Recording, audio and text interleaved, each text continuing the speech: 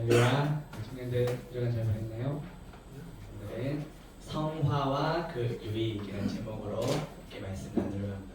성화하면은 제일 먼저 떠오르는 게 뭔가요?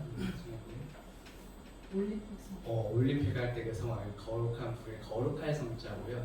근데 이제 오늘 본문에 그 올림픽의 거룩한 불 화자라고 여기는 변화되는 그 화자, 거룩해져 거룩하게 변화되는 과정인데 우리의 힘으로 할 수 없고 우리 안에 계신 성령의 능력으로 이것이 가능하다라는 것이 오늘의 핵심입니다. 끝. 이거를 잘 기억하시면 됩니다. 우리의 힘으로 절대 거룩해질 수 없다. 우리 안에 계신 예수 그리스도의 능력으로 말미암아 우리가 거룩해져 간다라는 것이죠. 자, 오늘 우리가 본 본문이 골로새서입니다. 골로새서. 자, 바울이 로마의 감옥에 갇혀 있던 그 시기에 골로새 지방의 이름이거든요. 그 지역에 있는 교회 성도들에게 보낸 편지예요. 그래서 에베소서, 빌립보서, 빌레몬서와 함께 이 골로새서 이 네 가지가 바로 감옥에서 쓴 편지라고 해서 옥중서신이라고 부릅니다. 당시에 골로새, 요즘도 참 이단들이 많은데 당시 바울 당시에 골로새 교회에도 이단들이 참 많이 있었어요. 그래서 그 이단들을 반박하기 위한 그 목적으로 보낸 편지예요.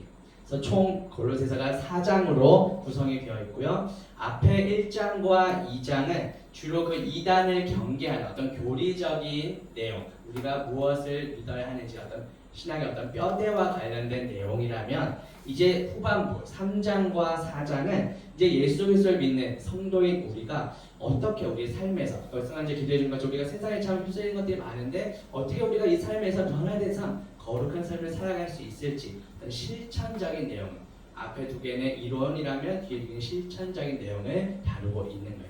오늘 우리가 읽은 부분이 이제 3장이고요. 3장과 4장이 이제 실천적인 내용인데 오늘 제목이 뭐죠? 성화와 그 유익. 성화는 말씀드린 것처럼 거룩해져 가는, 거룩이라는 것은 구별되다라는 뜻이에요. 죄로부터 세상으로부터 우리가 어떻게 구별된 삶을 살아갈 수 있을지를 볼 거예요. 말씀드린 것처럼 우리의 힘이 아니라 우리 안에 계신 성령 하나님께서 우리를 거룩하게 인도해 가신다라는 것이죠. 그래서 성화 역시 나의 어떤 노력, 나의 어떤 의가 아니라 주님의 은혜라는 것이죠. 그래서 오늘 말씀을 통해 우리의 삶을 거룩하게 이끌어 가시는 그 성령 하나님을 우리가 의지하며 날마다 성도로서 거룩한 우리가 바로 성도죠. 성도로서 거룩하게 구별된 삶을 살아가는 저와 우리 청년들 되시기를 주님의 이름으로 축복합니다. 이 본문 1절 같이 볼게요. 그러므로 너희가 그리스도와 함께 다시 살리심을 받았으면 위의 것을 찾으라. 거기는 그리스도께서 하나님 우편에 앉아 계시느니라. 아멘. 자, 우리는 모두 예수 그리스도와 함께 십자가에 못 박힌 존재이죠. 이미 옛사람이 다 종결이 되었고 예수 그리스도의 부활과 함께 다시 살아나서 부활 생명을 얻은 자예요. 제가 이제 미리 주의 설교를 본 건 아니지만 오늘 낮 예배 듣는 청년들 알겠지만 오늘 비슷한 내용이 나왔죠. 우리가 어떻게 살아가야 한다고요? 내 노력이 아니라 예수 그리스도 옷 입고 사방에서 우리 막 고난과 여러 우겨싸움을 당한다 할지라도 부활 생명으로 승리해야 한다. 이 말씀이 이제 낮 예배 내용이었는데요. 자, 우리의 옛사람은 모두 죽었고 우리는 예수 그리스도의 부활 생명을 얻어 새롭게 태어난 거듭난 자들이라는 것이죠. 그래서 예수 그리스도와 연합한 성도인 우리가 이제 그렇다면 어떻게 삶을 살아가야 할까요? 더 이상 성현제가 미리 기도를 잘 준비했는데 이 세상의 것, 땅의 것을 추구하지 않고 위의 것을 찾으라는 거예요. 자, 위 문자적으로 그냥 하늘을 가리키는데 자, 우리가 찾고 구해야 할 그 위의 것이 과연 그럼 무엇일까요? 1절 후반부에 나오는 것처럼 하나님 우편에 앉아 계신 바로 누가 계시죠? 하나님 우편에? 예수 그리스도께서 앉아 계시죠. 자, 바울은 당시 이단이 판을 치는 그런 상황 속에서 위의 것, 즉 참 진리가 되시는 예수 그리스도를 너희가 찾고 구해야 한다. 이것을 지금 편지를 써서 보내고 있는 거예요. 자, 당시에 골로새 교회가 여러 이단들이 공격해서 막 사람들 넘어뜨리고 믿음에서 유혹하고 이렇게 했는데 그런 암울하고 어려운 현실 속에서 바울은 골로새 교회 성도들에게 편지를 보내서 너희가 이 땅의 것이 아니라 위의 것, 즉 예수 그리스도를 찾으라 이렇게 편지를 보낸 겁니다. 자, 우리의 죄악된 옛사람 이미 예수의 십자가와 함께 못 박혔고 또 사망 권세 이기시고 부활 승리하신 예수 그리스도 안에서 우리는 이미 새롭게 거듭난 새로운 피조물 새 사람이 되었다는 거예요. 자, 따라서 이제 우리가 주님과 함께 연합하여 새 사람이 되었기 때문에 더 이상 다시 이전의 삶, 죄악된 옛 생활 방식으로 돌아가는 것이 아니라 그것을 이제 벗어버리고 위의 것, 예수 그리스도를 바라보며 예수 그리스도를 닮아가야 한다는 것이죠. 이것이 바로 거룩해져 가는 과정, 성화라고 부르는 겁니다. 자, 예수 그리스도는 하나님의 보좌 우편에 앉아 계시죠. 성경에서 이 오른쪽은 능력을 상징하는 거예요.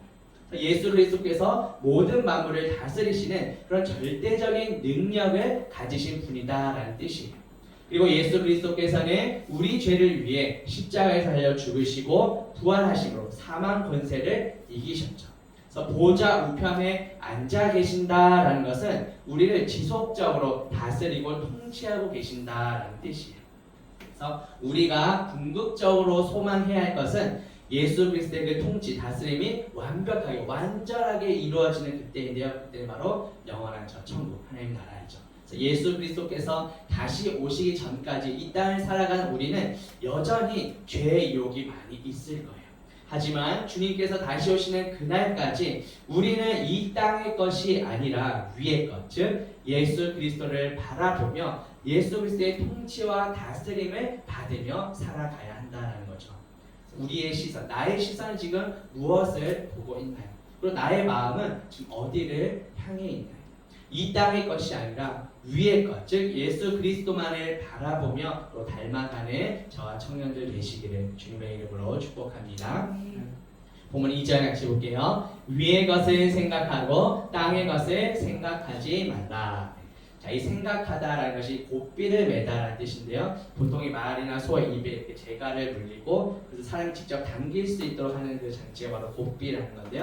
그래서 이 고삐를 단단히 매야지 막 고삐에 풀린 망아지 이런 말 있죠. 막 지멋대로 막 돌아다니는 또 누구 한 명이 떠오르는데 자 이렇게 막 돌아다니는 그렇게 고삐가 풀리는 사람인데 자 여기 고삐를 단단히 매듯이 골똘하게 생각한다라는 뜻이에요. 무엇인가 내가 목적한 바, 뜻한 바를 이루기 위해, 얻기 위해서 끊임없이 노력하는 것을 의미하는 거예요. 자, 예수 그리스도를 믿는 성도인 우리가 이렇게 끊임없이 지속적으로 생각해야 할 것이 무엇인가? 바로 위의 것, 즉 예수 그리스도라는 거죠. 자, 위에 계신 예수 그리스도께 우리가 늘 지속적으로 마음을 향해야 되는데 이 고삐가 풀려버리면 우리도 내 멋대로 내가 주인인 것처럼 막 살아갈 수밖에 없다는 것이죠. 예수 그리스도를 닮은 아름다운 인격의 옷을 입으라는 뜻이에요. 예수 그리스도와 연합한 성도인 우리는 이제 우리의 모든 생각이나 행동, 말, 어떤 우리의 의지가 모두 예수 그리스도를 향해야 한다라고 합니다. 자, 그렇다면 우리가 이제 버려야 할 생각들, 버려야 할 이 땅의 것들이 무엇일까요? 본문 5절 잠깐 보면 그러므로 땅에 있는 지체를 죽이라. 곧 음란과 부정과 사욕과 악한 정욕과 탐심이니 탐심은 우상 숭배니라 말씀하고 있죠. 자, 이 땅의 것은 위의 것이 예수 그리스도를 바라보지 못하게 만드는 방해하는 것들이 지금 여기 써 있죠. 하나님으로부터 점점 멀어지게 만드는 것들이에요. 그래서 예수 그리스도보다 더 우선되게 여기는 것들, 예수 그리스도 외에 내가 더 마음을 빼앗긴 것들이 다 우상이 될 수 있다는 것이죠. 이 땅의 것들에 내가 막 마음을 뺏기고 집착하는 것이 아니라 가장 먼저 위의 것, 오직 예수 그리스도를 우리가 끊임없이 바라보고 또 그분을 닮아가게 쓰는 저와 우리 청년들 되시기를 주님의 이름으로 축복합니다. 자, 그렇다면 우리가 이 땅의 것을 생각하지 말고 위의 것을 바라보고 생각해야 하는 이유가 무엇일까요? 본문 3절 보면 이는 너희가 죽었고 너희 생명이 그리스도와 함께 하나님 안에 감추어졌음이라고 말씀합니다. 자, 성도인 우리는 이제 죄에 대해서는 이미 죽은 자들이, 우리는 이미 죄에 대해서는 죽은 자들이고 예수 그리스도로 말미암아 새로운 부활 생명을 이미 얻은 존재들이에요. 자, 그렇기 때문에 더 이상 이 죄악된 이 세상의 가치관이나 원리를 따라 사는 것이 아니라 새롭게 된 하나님 나라의 그 원리대로 살아가야 한다는 것이죠. 그래서 죽었다라는 것이 어떤 육체적인 죽음이 아니라 영적인 죽음을 가리킵니다. 죄악된 그의 본성이 다 이미 죽었다는 것을 나타내는 거예요. 예수 그리스도께서 십자가에서 죽으심으로 예수 그리스도와 연합한 우리도 모두 죄에 대해서는 이미 종결되고 죽은 자들이 되었다라는 것이죠. 그래서 그렇다면 우리의 생명이 이제 예수 그리스도와 함께 하나님 안에 감추어졌다라고 하는데 이것이 그럼 무슨 뜻일까요? 자, 자, 현재는 감추어져 있지만 장차 예수 그리스도께서 다시 오실 때 그 종말의 때, 재림의 때에는 밝히 드러나게 될 것이다. 나타나게 될 것이다. 라는 뜻이. 현재는 감추어져 있지만. 자, 그리고 우리가 영원토록 이제 영생을 얻고 살아가게 될 텐데 지금 현재로서는 그것이 뚜렷하게 나타나지 않지만 드러나 있진 않지만 장차 예수 그리스도께서 다시 오실 때 우리는 영원히 주님과 교제하며 살아가게 될 것이에요.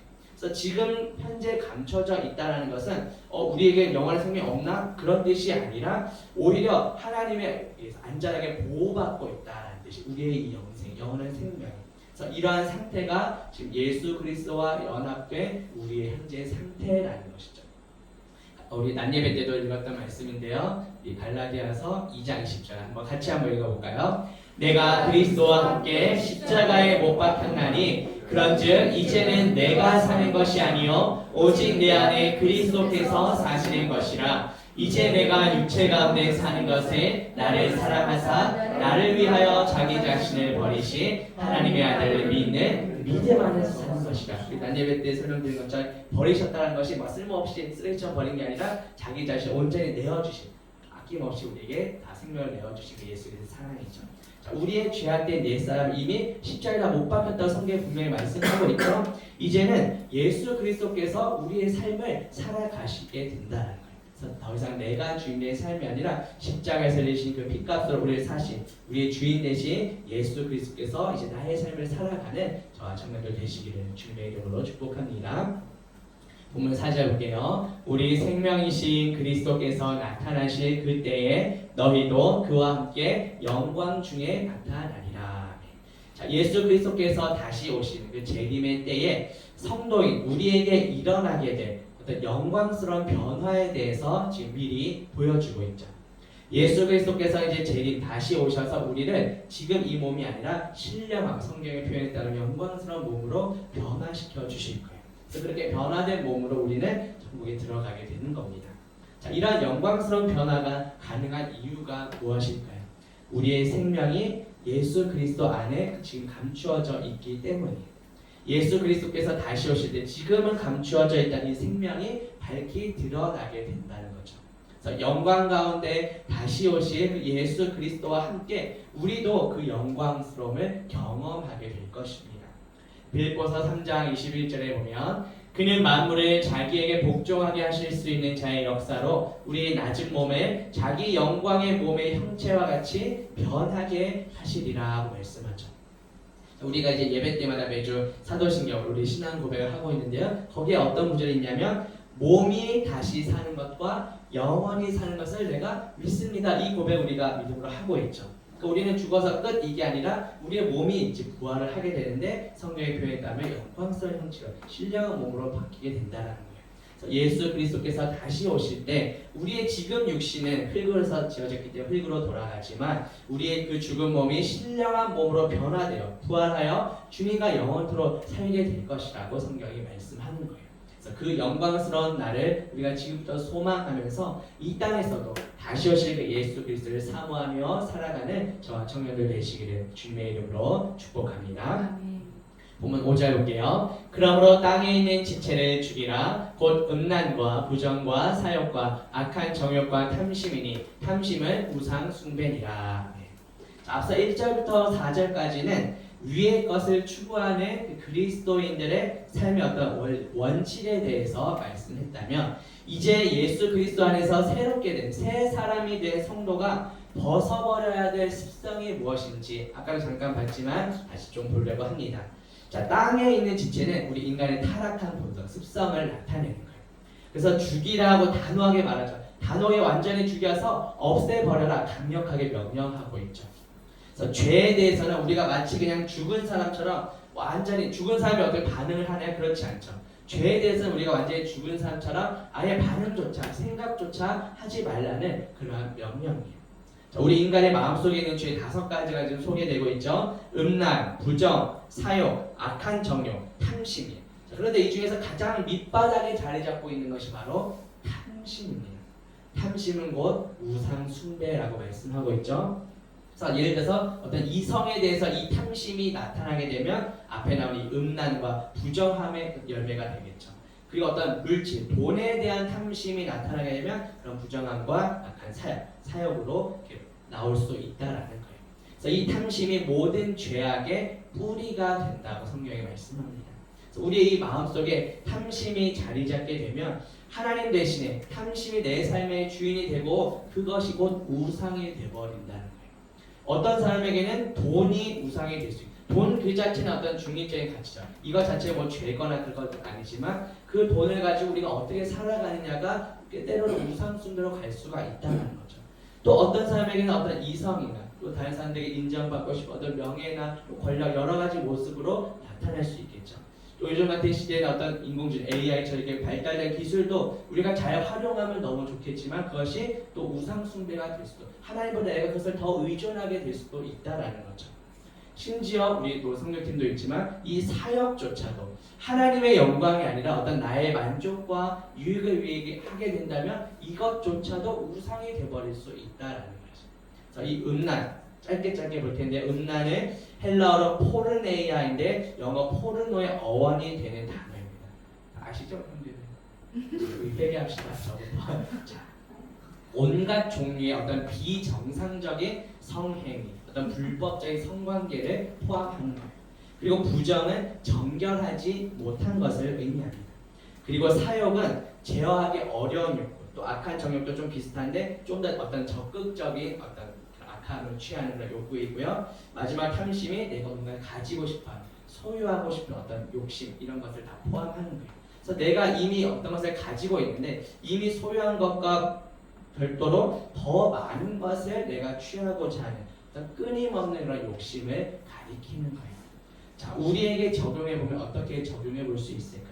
내가 지금 가지고 있는 것에 만족하지 못하고 또 다른 사람들을 바라보며 시기하거나 질투하고 또 비교 의식 갖는 것도 여기 어떻게 보면 또 포함이 될 수도 있겠죠.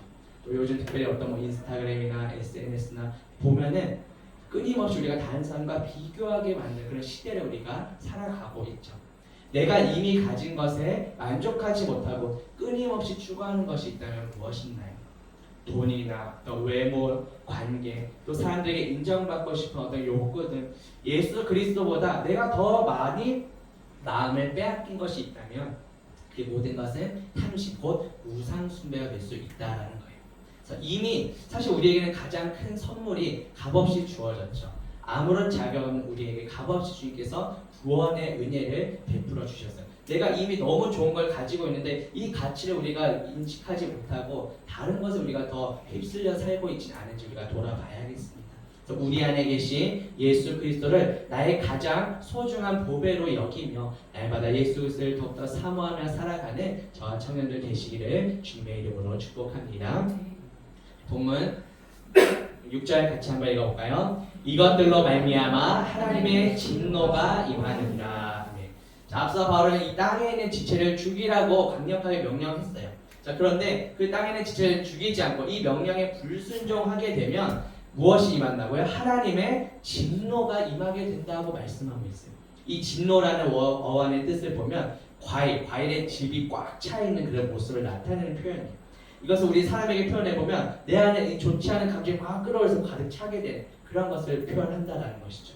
하나님께서는 하나님의 명령에 우리가 불순종할 때 이렇게 진노하신다는 거예요. 자, 우리 인간은 어떻죠? 인간은 막 나에게 뭐 좀 잘못하고 서운하게 하고 섭섭해하고 막 충동적인 어떤 좀 감정적으로 이렇게 뭐 어떤 원한을 갖는 방식으로 우리 분노가 표출될 때가 많이 있죠. 저 참 매일 주일 아침마다 전쟁인데 아이들 데리고 나오면서 소리 지르기도 하고 이렇게 주일마다 지각을 하게 되는 건지 모르겠어요. 참 나오기 쉽지 않고 우리 뜻대로 정말 아이들도 잘 따르지 않을 때도 있는데 인간이 분노하게 되는 거는 내 뜻과 좀 어긋날 때 내가 좀 마음대로 되지 않을 때 참 분노가 나오기도 하죠. 그런데 하나님의 진노는 우리와 다르죠. 우리가 죄에 대해서 하나님이 심판하신다. 하나님의 말씀에 불순종할 때 하나님의 진노가 임한다고 말하고 있어요. 그러니까 어떻게 보면 공의로운 진노이죠. 그러니까 이 십자가가 하나님의 그 공의와 사랑이 다 표현이 되는 거죠. 죄에 대해서는 반드시 심판해야 되고 이 죄인 우리가 반드시 죽어야 되는데 동시에 하나님은 사랑의 하나님이시기 때문에 우리 대신 예수 그리스도를 통해서 예수 그리스도가 죽게 되신 거죠. 이렇게 죄에 대해서는 분명히 누군가 그 대가를 치르게 만드시는 공의로운 진노의 하나님이시라는 거예요. 자, 그런데 때때로 하나님께서는 그 죄에 대해서 바로 즉각적으로 심판하지 않으시고 그냥 잠시 내버려 두시기를. 여기서 우리가 착각하면 돼. 내가 막 잘못된 길로 가고 있는데 즉각적으로 나 심판이 임하지 않아. 그러면 해도 되나? 이렇게 우리가 생각하기 쉽잖아요. 그런데 때때로 하나님의 진노가 이 유보라고 내버려 두는 경우가 있다라는 거죠. 잠시 심판을 유보하시고 침묵하시기도 하는데 그때 내가 잘하고 있다고 착각하는 것이 아니라 하나님에 대해서 깨닫고 다시 돌이키는 것. 이것이 바로 회개이죠. 우리 죄를 깨닫고 예수 그리스도로 돌이키는 것. 그러니까 회개할 수 있는 기회, 시간을 주시는 거죠. 따라서 우리는 지금 당장 나에게 어떤 심판이 처해지지 않는다고 해서 막 내 멋대로 마음대로 살아가서는 안 된다라는 겁니다. 죄를 깨달을 수 있는 것도 은혜죠. 죄악된 길로 가는 우리의 발걸음을 돌이켜서 예수 그리스도께로 향하는 것이 진정한 회개입니다. 그래서 이미 십자가에서 우리가 받아야 할 모든 저주를 짊어지시고 대신 받으신 그 예수 그리스도를 믿는 믿음으로 날마다 예수 그리스도를 돌이키고 나아가는 저와 청년들 되시기를 주님의 이름으로 축복합니다. 자, 본문 7절 같이 볼게요. 너희도 전에 그 가운데 살 때에는 그 가운데서 행하였으나. 자, 예수 그리스도를 믿기 이전에 우리의 삶의 모습이 어떠했는지를 보여주고 있어요. 죄 가운데서 죄를 짓고 살았다고 말하죠. 자, 하지만 이제는 예수 그리스도 안에서 달라진 삶의 모습이 있어야 한다고 말하죠. 자, 예수 그리스도와 연합하여 새 사람이 이미 되었기 때문에 이제는 더 이상 옛 사람에 속한 그 모든 죄악을 벗어버리고 새로운 삶의 방식과 습관을 가져야 한다라는 거예요. 자, 우리의 삶의 모습, 삶의 방식과 습관은 어떤가요? 여전히 사실 우리 모두 연약한 죄인이기 때문에 예수 그리스도 없이 그냥 나의 힘과 의지, 노력만으로는 절대 거룩한 삶을 살아갈 수가 없습니다. 이미 십자가에서 다 이루신 그 예수 그리스도를 우리가 의지하며 예수 그리스도께서 내 삶을 다스리시고 인도해 가시길 우리 날마다 구해야 하는 거예요. 그래서 이것이 곧 조금 어려운 표현으로 성령 충만이라고 합니다. 성령 충만이 막 신비한 기를 휩쓸고 이런 게 아니라 말씀과 기도로 내 안에 내가 주인이 아니라 예수 그리스도께서 날마다 충만케 되는 예수님이 내 삶의 주인이 되셔서 나를 이끌어 가시는 것이 성령 충만입니다. 날마다 이 말씀과 기도를 통해 예수 그리스도의 영이신 그 성령으로 충만케 되어서 죄악된 습관은 점점 벗어버리고 날마다 거룩하신 예수 그리스도를 닮아가는 저와 청년들 되시기를 주님의 이름으로 축복합니다. 본문 8절 같이 봅니다. 이제는 너희가 이 모든 것을 벗어버리라. 곧 분함과 노여움과 악의와 비방과 너희 입에 부끄러운 말이라. 자, 우리가 버려야 할 옛 사람의 행실이 무엇이라고 말하죠? 분함, 노여움, 악의, 비방, 부끄러운 말 여러 가지들이 나오고 있죠.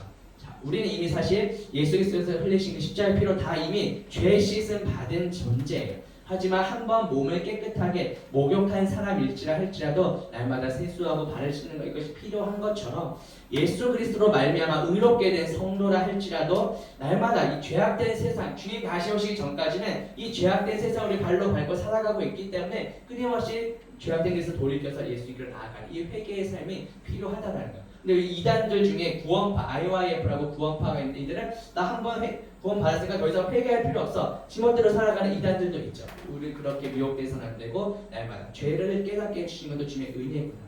회개하면 날마다 거룩하신 예수를 닮아가게 힘써야 한다는 거예요. 자, 이 분함은 우리 마음속에 부는 어떤 불쾌한 감정이고요. 자, 이 감정이 밖으로 표출되면 다른 사람과 관계가 감정적으로 대립 상태가 되어버리겠죠. 또 이것이 밖으로 표출되지 않고 안으로 내 속에 계속 쌓아두다 보면 내 마음을 또 상하게 만들게 되는 거죠. 또 노여움은 다른 사람을 해하기 위해 푼 어떤 독한 마음, 이 모든 것이 죄의 시작이 되는 마음의 상태를 나타냅니다. 악의는 이 가치 없는 이라는 뜻에서 유래된 건데요. 어떤 도덕적인 기준, 의식이 매우 낮아서 악한 습관, 어떤 비행을 저지르는 것을 가리키고요. 비방은 다른 사람들 막 헐뜯고 뒷담화하고 방해하고 막 수치와 치욕을 가져다주는 여러 행위들을 가리킵니다. 그리고 부끄러운 말은 천하고 상스러운 말. 물론 우리 청년들은 전혀 해당이 안 되겠지만 막 다른 사람들 막 치욕을 주고 수치심을 주고 인격에 손상을 가하는 이런 행위라는 거죠. 우리 청년들은 절대 해당이 안 돼요. 우리 집사님부터 모범이 되시죠. 우리 착한 아들 하시면 얼마나 이런 말들이 다 우리를 이렇게 부끄럽게 만드는 것이라고. 이러한 죄들이 우리가 예수 그리스도를 믿고 이미 구원받은 성도라 할지라도 사실 우리는 연약한 죄인이기 때문에 주님 다시 오신 그날까지는 사실 우리 삶에서 계속해서 나타날 수 있는 죄악들을 지금 보여주고 있는 거예요. 자, 그렇기 때문에 사탄이 이러한 죄악들로 우리를 끊임없이 유혹할 텐데 그럴 때마다 우리는 계속 그냥 휩쓸 다니는 것이 아니라 우리 안에 내 힘으로는 할 수 없지만 우리 안에 계신 성령님의 능력을 의지하면서 계속해서 이러한 죄악에서 벗어날 수 있도록 힘써야 한다라는 것이죠. 물론 우리의 힘으로는 불가능합니다. 하지만 십자가에서 모든 죄와 사망 모든 것을 다 이기시고 부활 승리하신 예수 그리스도께서 이미 다 이루셨습니다. 나의 힘으로는 불가능하지만 이미 승리하신 예수 그리스도와 함께 이 땅에서 끊임없이 찾아오게 될 여러 유혹들도 담대히 승리하는 저와 청년들 되시기를 주님의 이름으로 축복합니다. 본문 9절 같이 봅니다. 너희가 서로 거짓말을 하지 말라. 옛 사람과 그 행위를 벗어버리고. 자, 이 거짓말은 모든 악의 어떤 기원이 된 속이는 것을 가리키는 거예요. 우리 잘 태초의 에덴 동산에서 아담과 하와를 속이는 존재가 바로 사탄이잖아요. 그러면서 거기서부터 인간이 전적으로 타락하게 된 거예요. 죄가 시작이 된 거죠. 바울은 옛사람과 그 행위를 벗어버리라고 말씀하고 있어요. 이 옛사람은 죄의 지배를 받는 그런 악한 습성들을 본성을 가리킵니다. 우리는 이러한 옛사람의 그 죄악된 본성이 이미 예수 그리스도와 함께 십자가에 못 박혔음을 우리는 믿어야 한다는 거죠. 죄로 오염된 이 본성을 죽이는 방법은 내 힘으로는 절대 할 수 없고 오직 예수 그리스도께서 십자가에 다 이루셨다. 그것을 믿는 일뿐이에요. 그래서 나의 죄를 대신 사해 주신 그 예수 그리스도의 십자가 죽으심과 그 부활을 믿을 때 나의 죄악된 본성도 벗어버릴 수 있는 겁니다. 자, 물론 예수 그리스도의 은혜를 우리 모두 구원받은 자들이지만 우리는 완벽하게 어떤 완전한 성화의 단계에 이른 것은 아직 아니에요. 여전히 이 땅에서 끊임없이 죄의 유혹, 오늘 난예배 때 들은 것처럼 또 여러 방면의 또 고난과 우려싸움을 당할 겁니다. 그리고 예수 그리스도께서 다시 오시게 되면 우리의 구원이 궁극적으로 그때 완전하게 완성이 되는 거예요. 예수 그리스도께서 다시 오신 그날까지 이 땅에서 이미 승리하신 예수 그리스도와 함께 날마다 승리하며 살아가는 저와 청년들 되시기를 주님의 이름으로 축복합니다. 이 본문 마지막 10절 같이 봅니다. 새 사람을 입었으니 이는 자기를 창조하신 이의 형상을 따라 지식에까지 새롭게 하심을 입은 자니라. 아멘. 자, 우리는 이제 옛 사람의 이 본성과 행위를 벗어버리고 뿐만 아니라 새 사람을 입은 자들, 그냥 벗고 끝 이게 아니라 새로운 존재가 되었다라는 거죠. 더럽고 추한 이 옛 사람의 본성에서 이제 떠났고 예수 그리스도로 말미암아 새로운 피조, 새롭게 거듭난 존재가 되었어요. 결코 이것은 또 우리의 노력이나 우리의 자격 때문에 이룬 것이 아니고요. 전적인 예수 그리스도의 은혜의 덕분입니다. 그래서 새 사람이 되었다는 것은 영적으로 이제 갓난아기가 되었다는 거예요. 다시 말씀드릴게요. 죄악된 것을 벗어버리고 새 사람이 입었는데 완벽한 성인 이게 아니라 영적인 갓난아기가 이제 된 거예요. 자, 그렇기 때문에 우리는 이제 더 이상 영적인 갓난아기의 상태에서만 머물러서도 안 된다는 것이죠. 우리가 궁극적으로 지향해야 할 목표는 오늘 난예배와 많이 겹치네요. 예수 그리스도로 옷 입는 거예요. 예수 그리스도의 그 거룩하심과 같이 우리도 거룩하게 되는 거예요. 그래서 우리 교회 머리 대신 예수 그리스도의 장상 분량에 이르기까지 우리 점점 자라나야 돼요. 여전히 그 아기의 시장에 머물러서는 안 되고 예수 그리스도를 닮아가는 그 성장, 성수의 과정이 필요하다는 것이죠. 우리 인간은 본래 하나님의 형상으로 지음을 받게 됐죠. 하지만 죄로 인해 타락하여서 그 형상이 왜곡되고 잃어버리게 되었어요. 그 잃어버린 하나님의 형상을 회복하는 것이 우리의 진정 궁극적인 목표가 되어야 하는 거예요.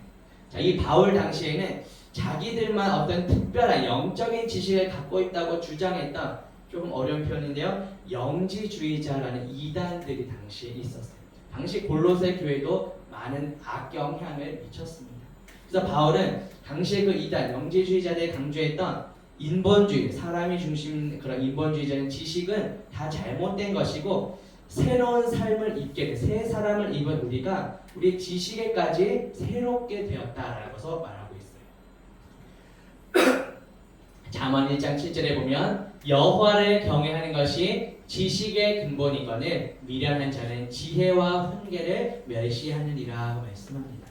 자, 이 구약에서의 여호와는 신약에서 주로 번역이 되고요. 따라서 우리 주 예수 그리스도를 경외하는 것을 공경하는 것이죠. 그것이 바로 지식의 근본이라는 겁니다. 그래서 우리가 매주 이렇게 예배하며 말씀 듣는 것도 단지 어떤 뭐 새로운 성경 지식을 내가 얻었어 이런 어떤 나의 지식을 축적하기 위함이 아니고요. 주님을 사랑하는 마음으로 우리가 예배할 때 참 지식의 근원이 되신 근본이 되시는 예수 그리스도를 우리가 만나게 된다는 거죠. 사도 바울은 이 예수 그리스도를 아는 지식이 가장 고상, 아까 우리 찬양 가사에도 있었던 것 같아요. 예수 그리스도를 아는 지식을 가장 높은 차원, 고상한 지식이라고 여겼고요. 다른 모든 것들은 상대적으로 배설물처럼 여겼습니다. 빌립보서 3장 8절 우리 마지막 성경 구절들 같이 한번 읽어볼게요. 또한 모든 것을 해로 여김은 내 주 그리스도 예수를 아는 지식이 가장 고상하기 때문이야. 내가 그를 위하여 모든 것을 잃어버리고 배설물로 여김은 그리스도를 얻고. 자, 이건데 이것을 잘못 오해해서 그럼 나 이제 막 학교 다 때려치고 공부 안 하고 뭐 돈 안 벌고 이러라는 것이 아니라 예수 그리스도를 아는 지식 그만큼 이 땅에서보다 가장 고차원적이다. 그것이 가장 소중한 것이다를 그만큼 강조하는 것이죠. 이 모든 성경이 바로 이 예수 그리스도를 나타내고 가르친다라는 것을 우리가 기억하면서 날마다 말씀 속에서 가장 고상한 지식인 예수 그리스도를 알아가는 저와 청년들 되시기를 주님의 이름으로 축복합니다.